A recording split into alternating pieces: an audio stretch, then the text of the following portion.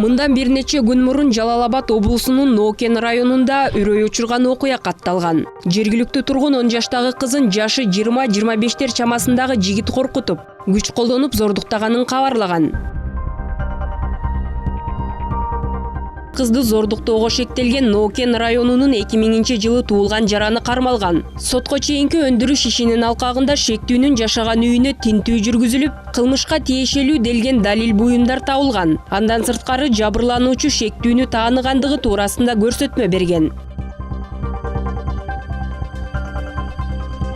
Мындай жүрөк учун алган окуялар жыл сайын кайталанат. Айрыкча жеткинчек кыздардын зөөкүрлөр тарабынан зордуктоого кабылган учурлары акыркы күндөрү арбыды. Бул жаатта саламаттыкты сактоо министрлиги атайын социалдык стандарттарды иштеп чыккан. Эгерде өспүрүм кыздардын сексуалдык зомбулукка кабылган учуру аныкталса, медицина кызматкерлери тарабынан атайын топ түзүлүп, жабыркаган балдар менен иш алып барышат. Кордолгон балдарга адатта коргоо жетишпейт.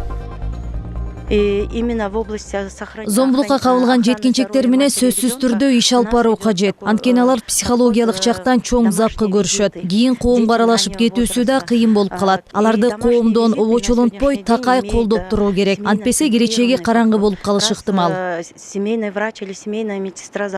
Тилекке каршы сексуалдык зомбулук Кыргызстандагы балдар үчүн тынчсыздануунун негизги себеби болуп эсептелет. Зордук зомбулукка кабылган бала даттана албагандыктан мындай жагдайлар көмүскө калган учурларда бир топ. Ошол эле маалда укук коргоо органдарынын аракетсиздиги жана сексуалдык зомбулук жаап жашырылып калган фактылар да көп.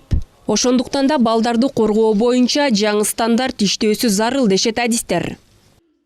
И вот когда мы увидели, что, например, Бизде жаап жашыруу деген нерсе калыптанып калган. Анын кесепетинен да бир топ кыздар коркуп унчукпай жүрө беришип, акыры боюна бүтүп калганда гана билебиз. Жабыр тарткан балага колдоо көрсөтүүнүн ордуна кайра аларды жемелеп, коомдон бөлүп карайбыз. Ошонун кесепетинен да суицидтер көп катталат.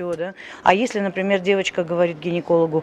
Эмгек жана социалдык өнүгүү министрлиги бул демилгелерди колдоого алат. Мындан ары жер-жерлерде атайын кызматкерлер жаш балдары бар үй-бүлөлөрдөн бат-баттан кабар алып, өспүрүмдөрдүн зомбулукка кабылып калбагандыгын текшерип турушат.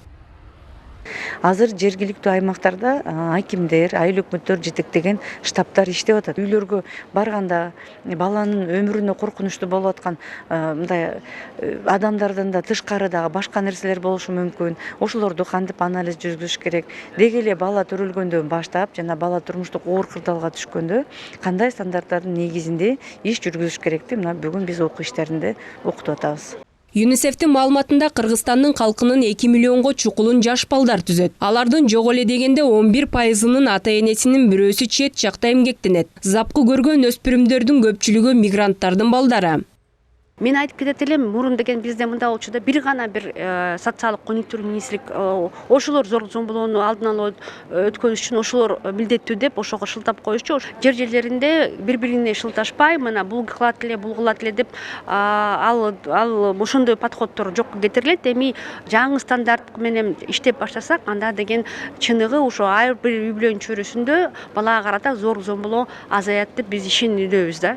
Мигранттардын балдары зордук зомбулуктун, катаал мамиленин курмандыктары болушууда. Анткени аларды көп учурда колдоосуз жана көзөмөлсүз жалгыз калтырышат же интернаттык типтеги мекемелерде кармашат. Бул күнгө чейин зомбулуктан жана катаал мамиледен жабыркаган балдар үчүн системалуу колдоонун жоктугунан улам бул маселе чечилбей келген. Тазагүл Эмилбекова, Эрмек Райымбеков, Ньюс ТВ.